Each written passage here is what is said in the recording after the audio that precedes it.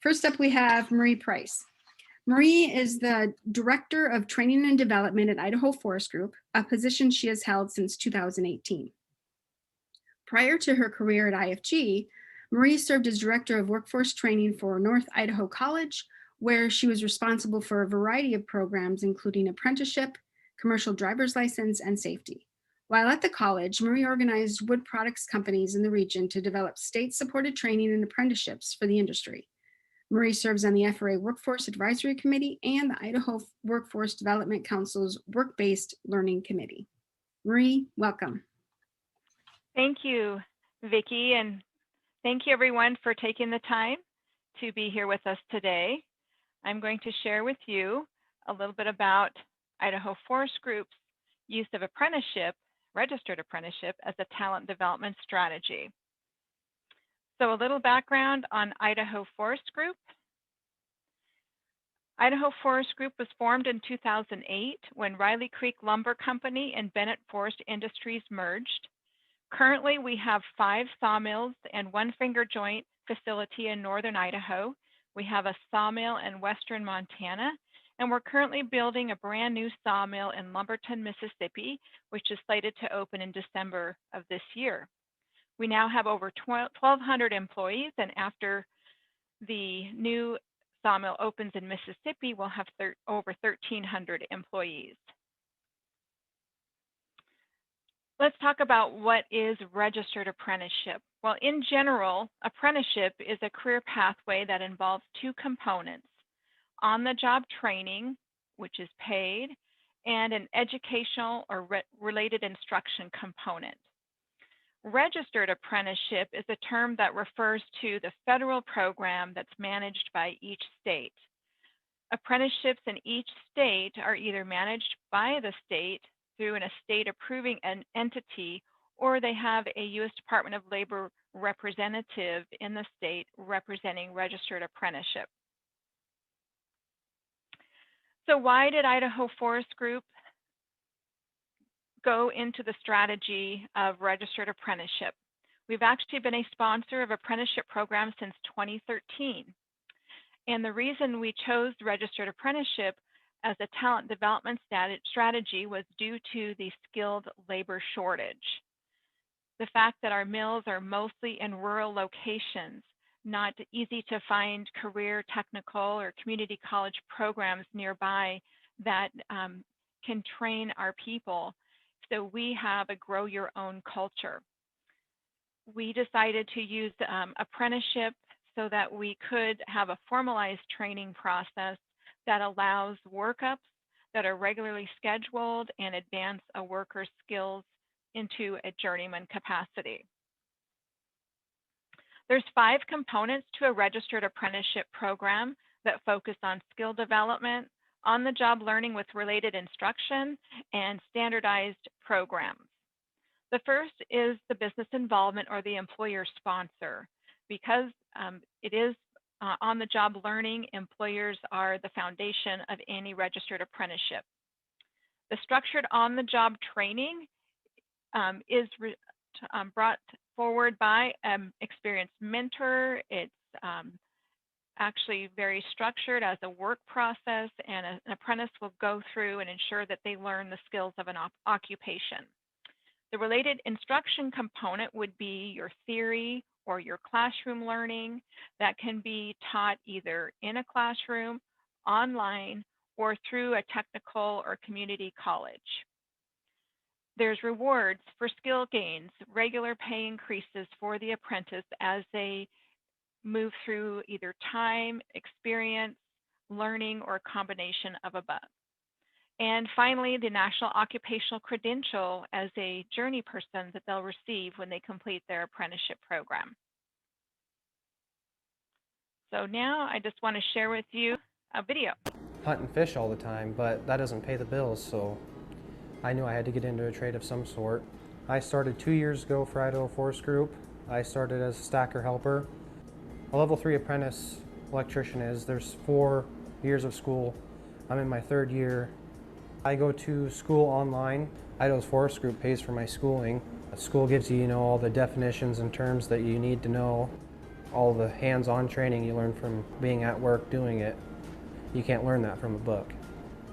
Typical day is resetting motor starters. If motors go out, we rewire them, changing lights, just keeping the mill running, keeping production up. People I work with have helped me a lot. Stuff I got stuck on in school, they've all helped me, teaching me, tricks of the trade. They have lots of good millwrights and electricians here to teach you and show you things the right way to do them and safely. Safety is #1 priority. They want you to go home to your family every night. I like this job because, breakdowns, no one likes breakdowns, but I get to learn stuff, get in there, get dirty, fix things, and then you get a pat on the back when, like the Optimill, a multi-million-dollar piece of equipment's running because I fixed it. In 10 years with Idaho Forest Group, I hope to be, one of the top electricians, that I can train an apprentice when they come in. And as the company evolves, I evolve with it and learn new stuff and train on new stuff.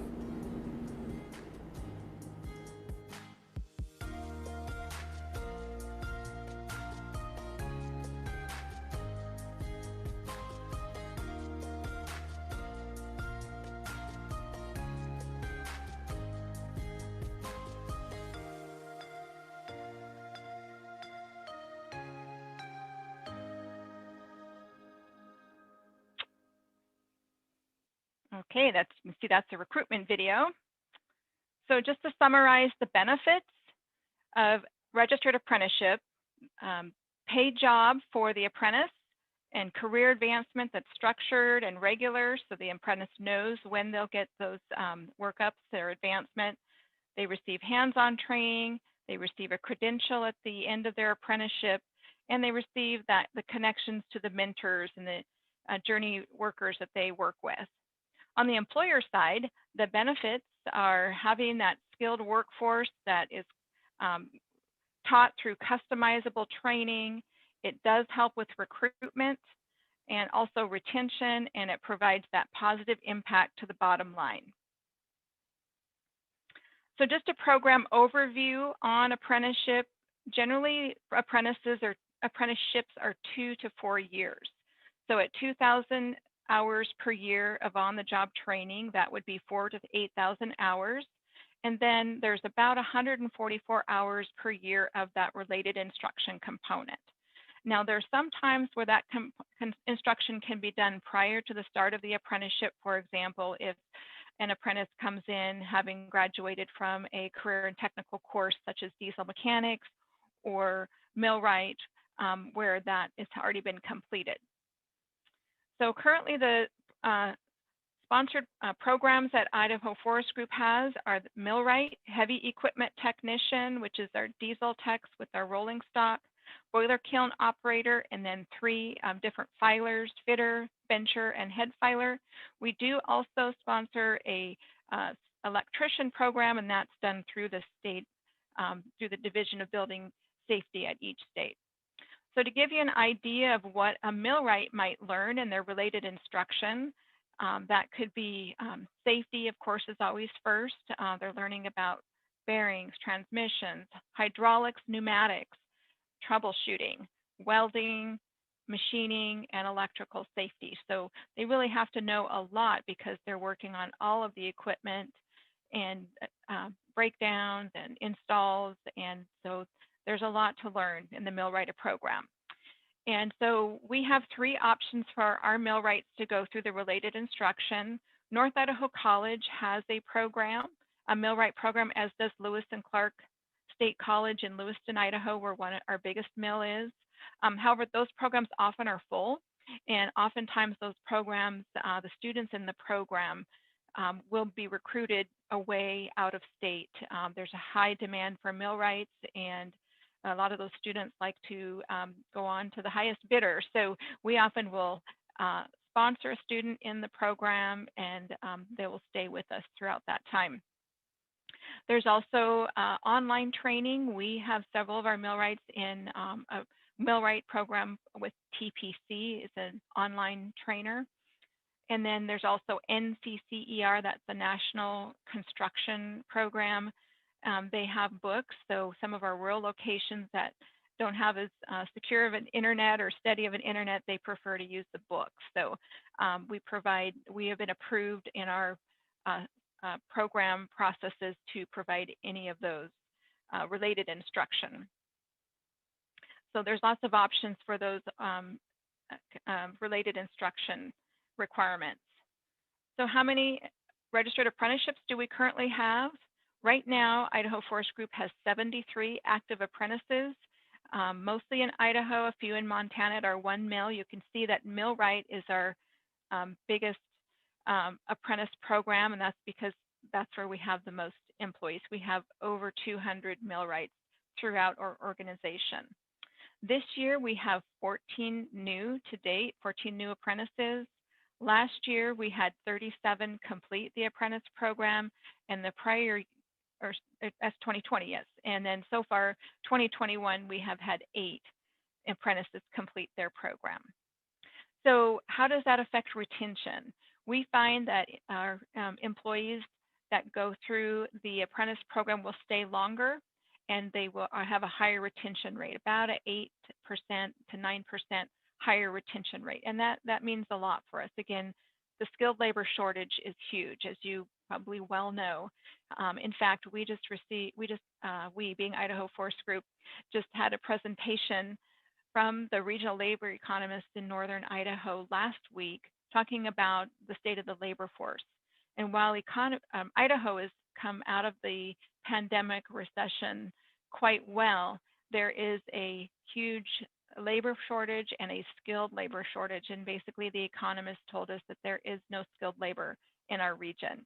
So that just reinforced to us the importance of growing our own, of recruiting out of high schools, out of colleges, and ensuring that our employees are gaining the skills that they need to advance and to do the work that needs to be done within our mills. One of the biggest reasons, the biggest advantages of apprenticeship in our mind, in addition to recruitment and retention, is what's called School to Registered Apprenticeship, or the acronym is STRAP. So School to Registered Apprenticeship allows students in high school that are age 16 and 17 to work in hazardous occupations if certain criteria are met. First of all, there has to be an agreement between the high school and the employer. For students that are recruited into the program, they must be in good standing. That means that they have to have passing grades. They have to have satisfactory attendance in their classes. They also must be enrolled in a career and technical education course. So that might be for us in our heavy equipment tech and our millwright programs, which we recruit STRAP students into. That would be like a diesel course, industrial mechanics, welding, an ag vocational course, pretty much of any kind. Those are some of the courses that students can take, shop, construction, and then also be eligible for School to Registered Apprenticeship for our registered apprenticeship programs. The parent must be involved. We find that to be very important. The parent must sign the apprenticeship agreement. We emphasize to those parents the importance of transportation, the importance of schedule, of being to work on time, making sure that they're supporting their student in coming to work and supporting the schedule. And while at work, that student must be under the supervision of a journeyman at all times. So again, for School to Registered Apprenticeship, when an employer has a registered apprenticeship program and they work directly with the schools and they are approved by their state approving agency or representative, they can then bring in 16 and 17-year-olds into a apprenticeship program in the School to Registered Apprenticeship. So a couple examples. The young lady sitting up front in this picture is Ronnie. She graduated from Lakeland High School in Rathdrum, Idaho, and she was accepted into our heavy equipment technician registered or School to Registered Apprenticeship program. We treated that acceptance as a signing day and the same fanfare that you would find with an athletic scholarship or a college scholarship. We had the parents come in. She actually signed her apprenticeship agreement there at the school with everyone present. We had the principal, we had her teacher, industrial mechanics teacher, we had representatives from Idaho Forest Group, that were there to support and encourage her. Had a little swag for her, her hard hat. So we want to make sure that these apprentices know that we appreciate them, we value them, and that this is a big deal. They actually had to go through a physical, a drug test, they had to submit their resume, they had to interview, so they had to go through the same process that we require our regular employees to go through to interview and be hired. So we celebrated that with the signing day. Here's a picture of Ronnie at our mechanic shop, our truck shop at our Chilco mill. And she's with her mentor, Jan. She did a lot of welding over the summer, worked in the shop on the various rolling stock. She then, she's currently enrolled at North Idaho College in the diesel mechanic program. And she's looking forward to working in the truck shop after graduation.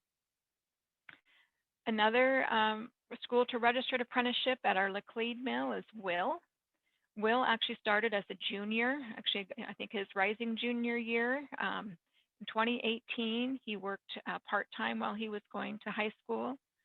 And he was hired in 2020 of June after he graduated into full-time as a millwright. He also attended classes at North Idaho College in the millwright program and graduated this month. I remember meeting Will early one morning when I was doing some training at our Laclede mill, which is near Priest River, Idaho. I showed up at 6 a.m. for training, and there was Will. And when I was introduced to him, I asked him, "What time do you come to work?" His reply was 4 a.m. Will worked 4 a.m. to 7 a.m. 3 days a week, then went to school. The mill's about a 25-minute drive from the high school. And then he worked one day full-time, one day on the weekend.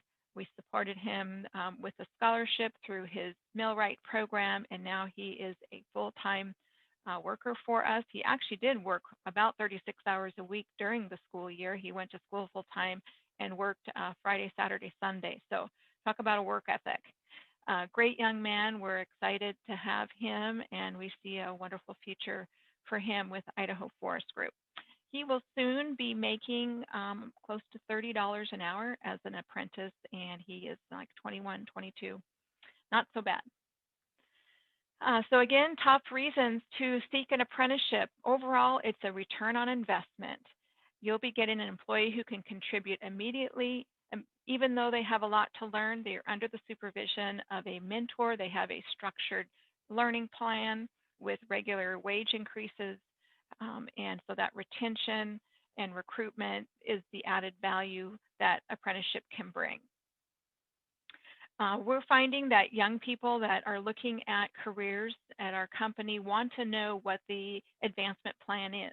And registered apprenticeship provides that. It's laid out in the work process schedule, when they have regular advancements in wages, and what they need to learn and how much time they need to be on the job to get there. And that gives them that understanding that if they stay with us, they will have these advancements. So that helps with retention. Again, we found that we have about 8% better retention of our apprentices, so that means a lot to us. The programs can be tailored and adjusted to each company, what they need from their employees in terms of the skills that they need to learn. And it does provide us as that way to build a skilled workforce. So how do you get started? Apprenticeship.gov is a website that has all things information on apprenticeship. There is a section for employers that will provide you with a contact to your state's apprenticeship office, as well as it has a whole list of all the occupations nationwide that have already been approved as registered apprenticeship programs. So you don't have to start from scratch. It will give you examples of work process schedules, as well as a sample work process outline, so it makes it very easy to get started. So just having the support of your leaders, your leadership, of your managers, and those that would be working with an apprentice is what you need to get started. So with that, I will turn it over to Brenda. Actually, I'm going to really quickly, I'll just introduce Brenda, but thank you, Marie. That was fantastic information. And as you think of questions for Marie or any of the panelists, please make sure that you put them in the chat feature under my name, and I'll make sure that I have them at the end. So next up, we do have Brenda Myers. Brenda works for the Department of Labor's Office of Apprenticeship Division, where she is assigned as the state director for Mississippi. Thanks for being here, Brenda.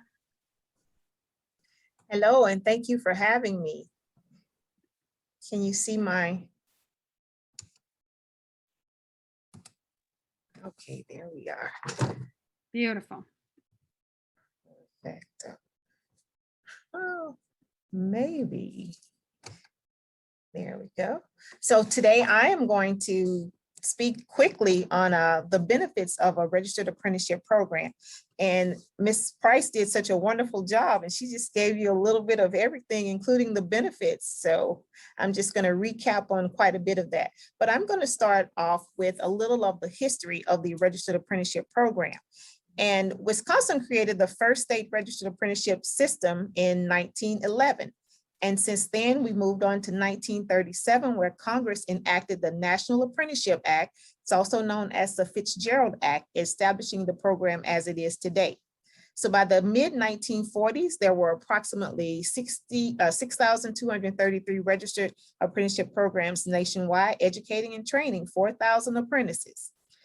And where we are today in 2017, we have registered apprenticeships proudly celebrated its 80th birthday in 2017.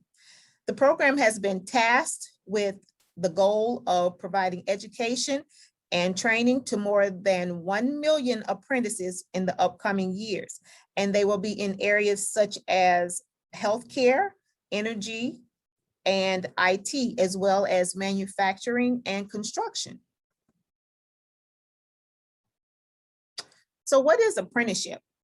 Apprenticeship, like Ms. Price stated, is an industry-driven, high-quality career path where employers develop and prepare their future workforce, and individuals can obtain paid work experiences, classroom instruction, and a nationally recognized portable credential.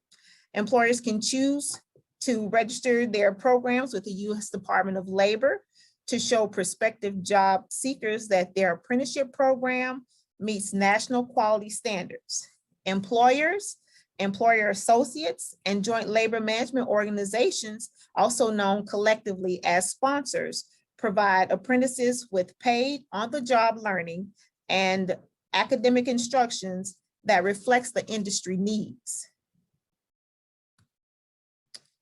There are 5 key components of apprenticeship. And we'll start with, when we speak of apprenticeships, sometimes people want to often say, well, is this an internship or an externship? Well, there's a difference, and these are the 5 major differences between them. So with an apprenticeship, it is a paid job. An apprentice is actually hands-on from the first day, an employee of your company. So it's a paid job. Apprentices earn a competitive wage from their employers during their training. They have classroom learning. They provide classroom instructions on the critical aspects of their careers. You have work-based learning. Programs provide structured on-the-job learning to prepare for a successful career. This is where the mentorship comes in. Credentials. They earn, as I stated, a portable, nationally recognized credential within their industry. Mentorship. This is that person that's going to be with this new employee from day one. They have satisfied all of the needs. We often call them journeymen as well sometimes. They have satisfied the needs and meet all the requirements of the company, and they have been selected to know what they're doing. They have been trusted to train the new one coming in to make sure that they are following, one, the safety guides, and they are able to perform according to the company's rules and guidelines. So we talk about a competitive workforce. As you know, as Ms. Price mentioned, it's hard out here for skilled labor. Registered apprenticeship provides customized training that meets industry standards. It's tailored to the specific needs of the business, resulting in a highly skilled employee. It increased knowledge transfer through on-the-job learning from an experience combination combined with education courses to support work-based learning.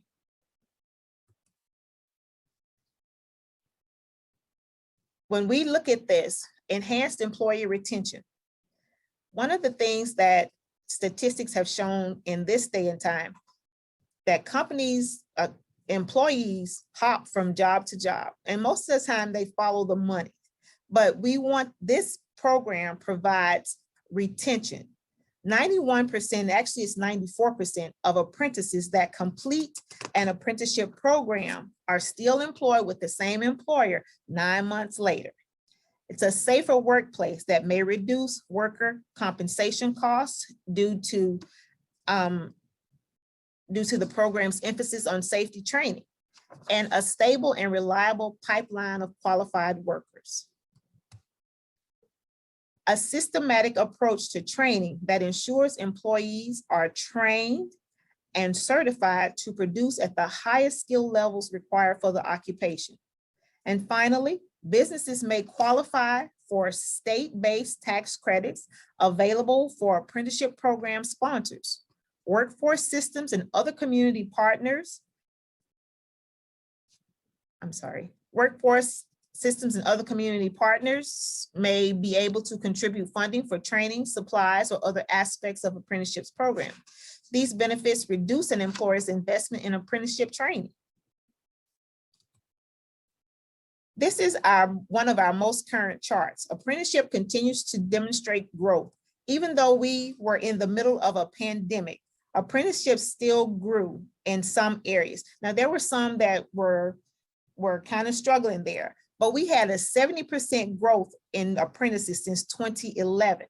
And some of the key facts: 1.9 million plus new apprentices since FY11, 38% more active apprentices than the previous 10-year average, 349,000 plus participants completed an apprenticeship program in the last 5 years, 13,500 new apprenticeship programs created in the last 5 years. And as you can see, the chart shows these numbers here, and we are continuing to grow. As stated, the new administration wants us to hit 1 million, and I do believe that we can do this. We want to be able to provide employers with their needs and longevity.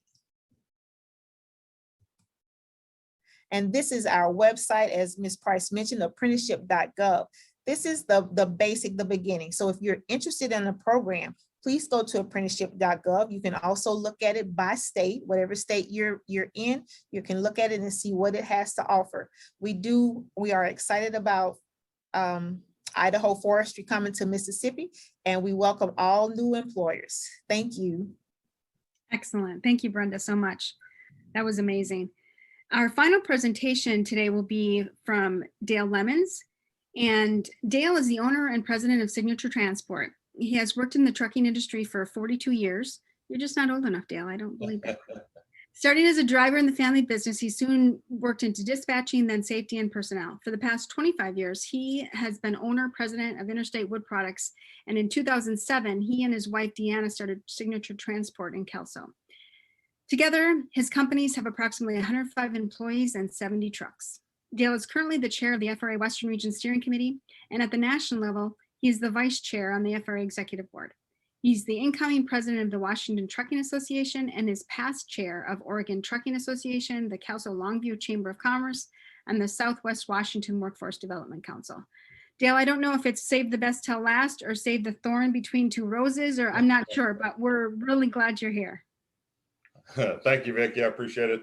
And thank you to Marie and Brenda both for doing such a great job in giving you a lot of the details of apprenticeship programs. So we're pretty new to this apprenticeship work.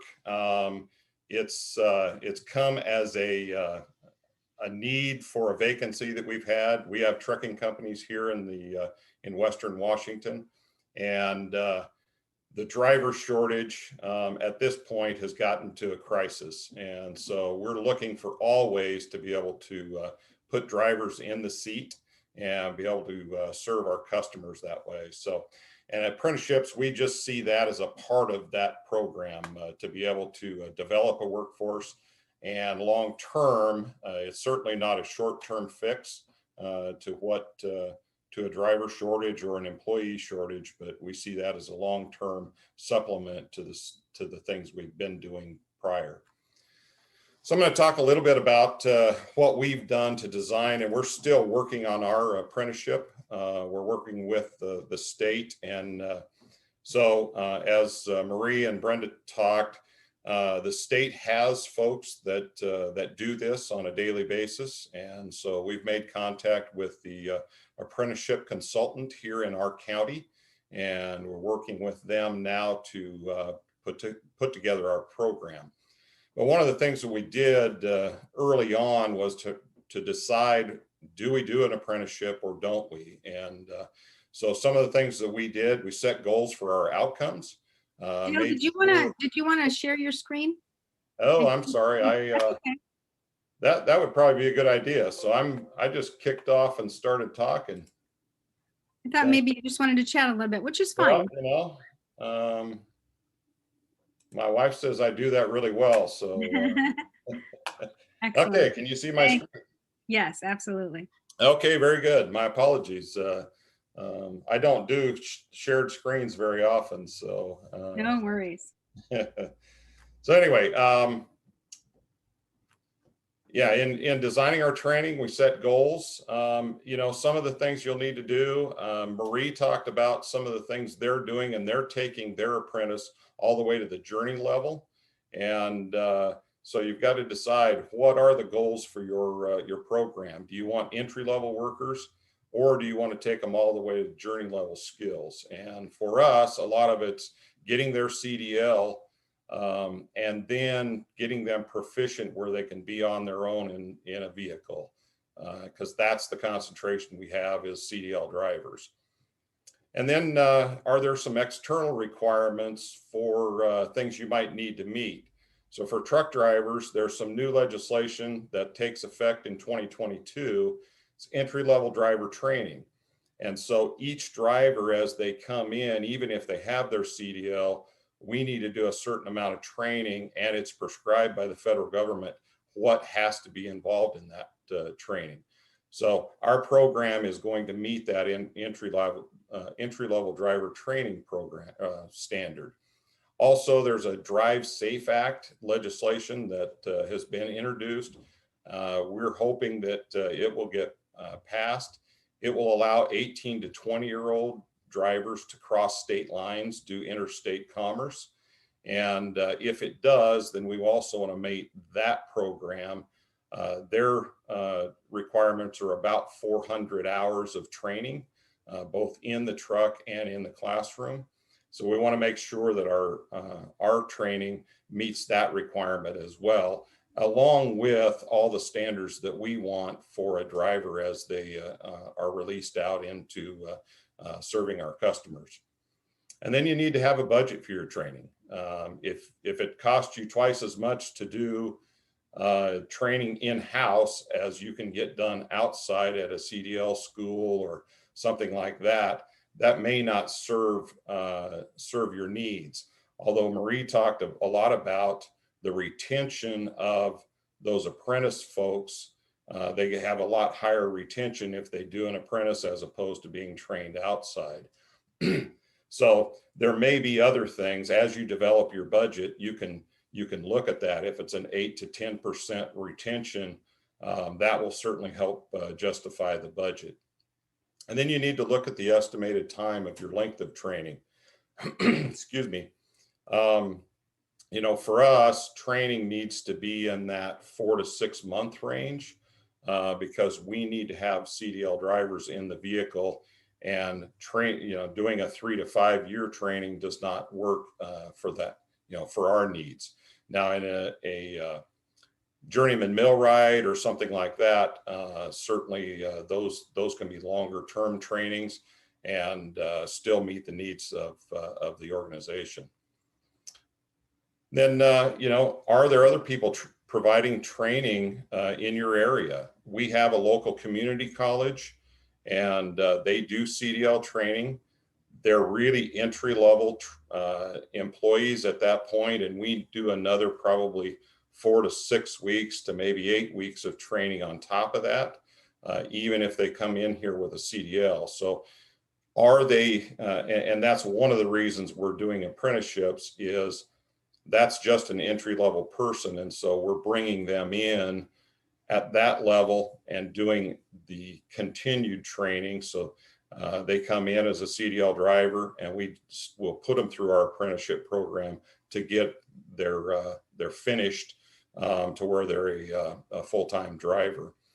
But are there other programs that might be around? And so, we're using the community college, but then supplementing in with a start from scratch apprenticeship program as well.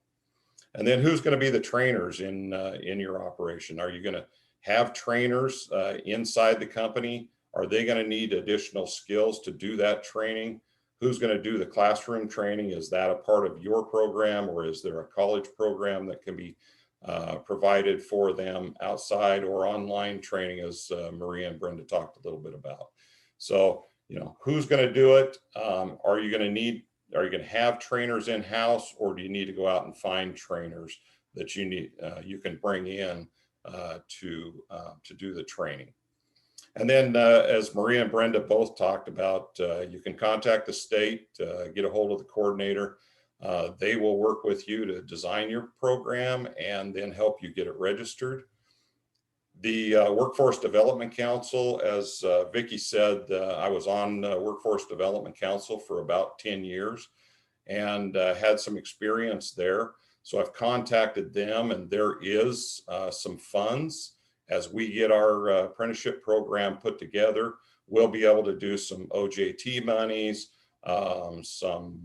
some funds to be able to put our program together and get it going. So, and some of those trainers that we'll need to develop, we can probably pay for some of the training, maybe through workforce development as well.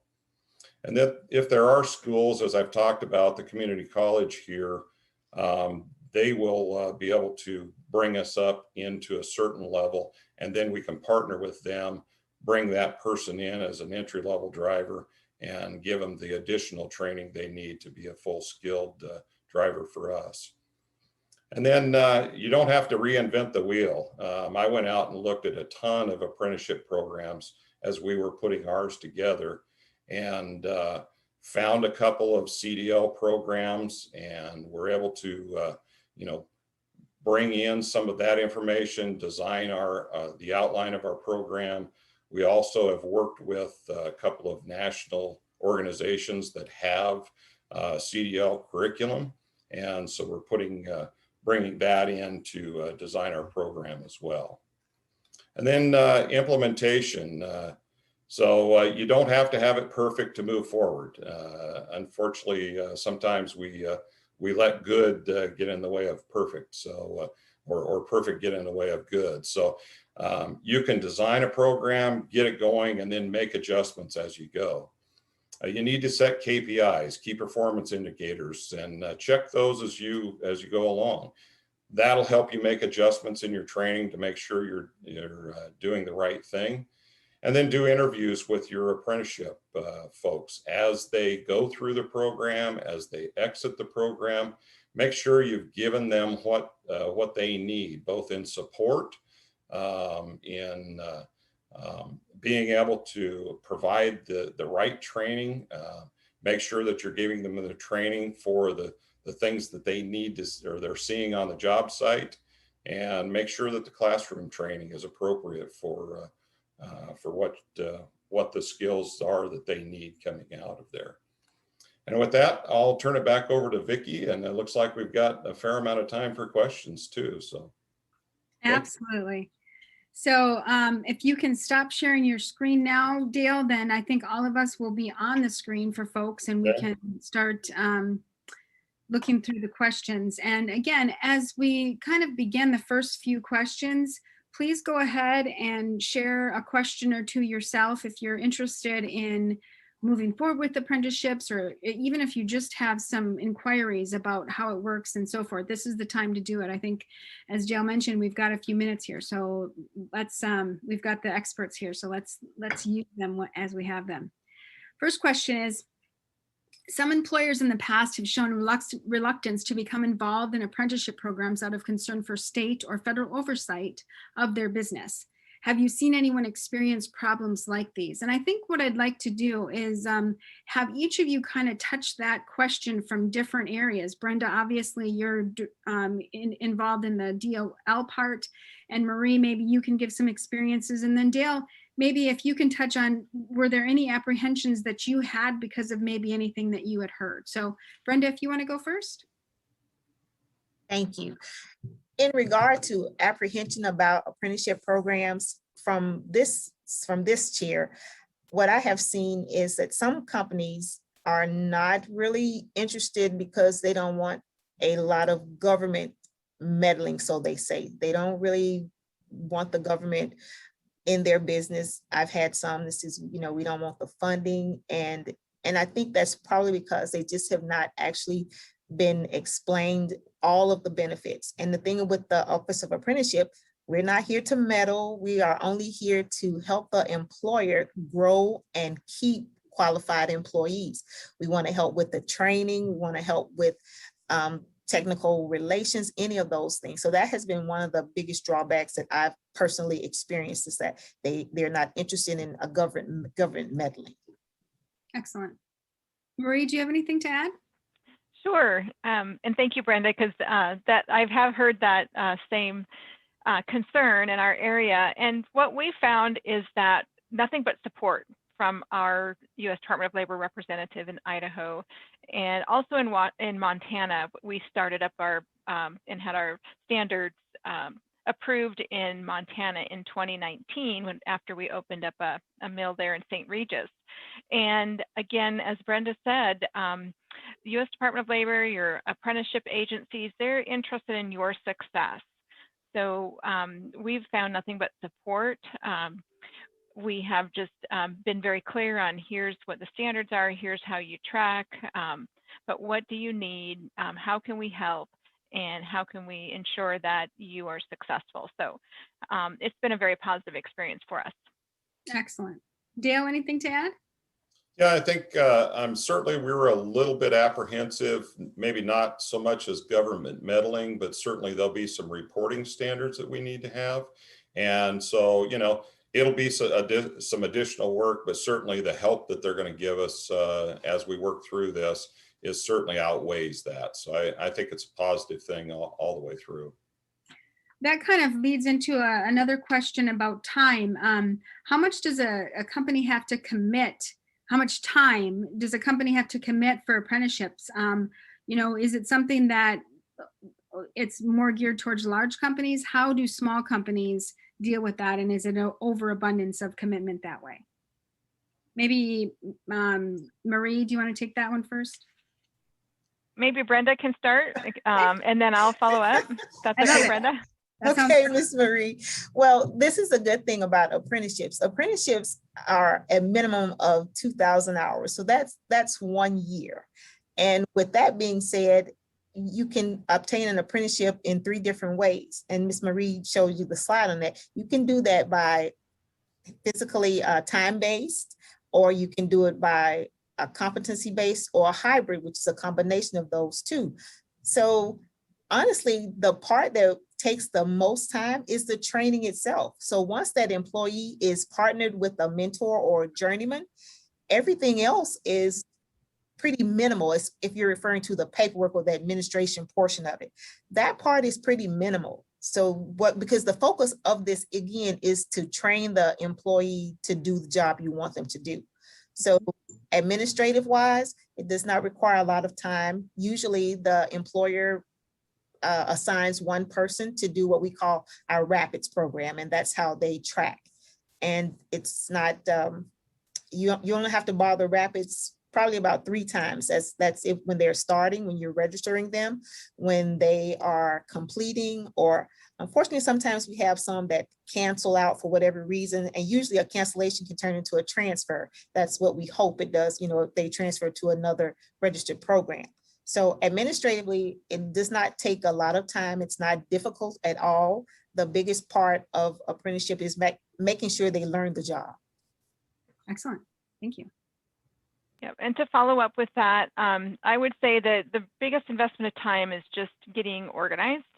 But once you get organized and you've got your program, then it's going to work smoothly. The advantage of that is that you now have a structured training program that you can use to effectively improve the training of your employees. So it's just a benefit to take the time to sit down and think through your training program. What does an employee need to learn?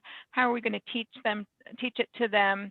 And then how are we going to move somebody from a brand new apprentice to someone who's competent? And then do we measure that through time or through competency, or a combination of both? Excellent. And Dale, from your perspective, you're kind of in the beginning of it, so maybe it's more time than it will be in, progressive. But I think to follow up on what Marie said, I think that's the key is having a structured program is the value of this. And prior to now, we've tried to create structured programs a little bit more and more each year. I think this is going to take us to the next level. And then we can go out and show both, people that are coming into the program. We'll be able to show them this is what you're going to learn over this next year. We'll be able to show our insurance company, this is how we're training all these folks. And typically right now, insurance companies require a minimum of 2 years experience for a driver. Well, if we can take someone, run them through our apprenticeship program, show the insurance company that, yes, this is what we're doing to get them to a highly skilled level before we put them out on their own. Now we can have that training fulfill that 2 years of experience, so the insurance will accept them as a full-time driver. excellent. Thank you. Next question. Are apprenticeships more successful than traditional recruitment at attracting new employees? Have you compared that at all? I would say that when we go, like say that we go into a high school, and I've been into several recently, recruiting students or telling them about our training, the students are most interested in the apprenticeship. And again, that's because they see that there is regular intervals of advancement. They have a career path laid out for them. They know what they're going to learn, how they're going to be measured for their competency. So just knowing that there's a career path there for them does enhance recruitment. Okay.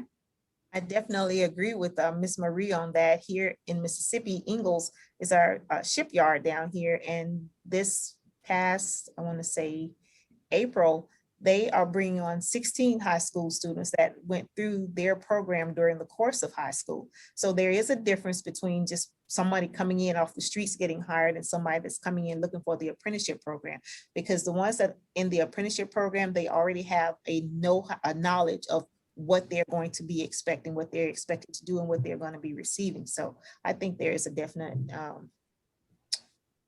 better retention for the apprentice. Okay. This one kind of touches, we've touched on this already, but I think it's an important one to bring up. Can apprenticeships be effective for smaller employees, fewer than 10 employees, given the program requirements and limited overhead in these businesses? We talked about that, and it's not that much time, but could associations partner with groups of smaller employees to administer the apprenticeship program, and how might that work? If you don't mind, I'll take that. I think, certainly we could. I don't know about the legal ramifications of that, but certainly the trucking associations from our end, I think the trucking associations could group and put together an apprenticeship, as long as a lot of the training could be done online, just to be able to cover a wider geographic range. But certainly that could be a really a good benefit for for association members as well.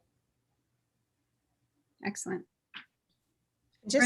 Just to also, here we have our community colleges that serve as sponsors that interact with the smaller businesses, and they actually sign on, the company signs on as what we call an employee. They do an employee acceptance agreement.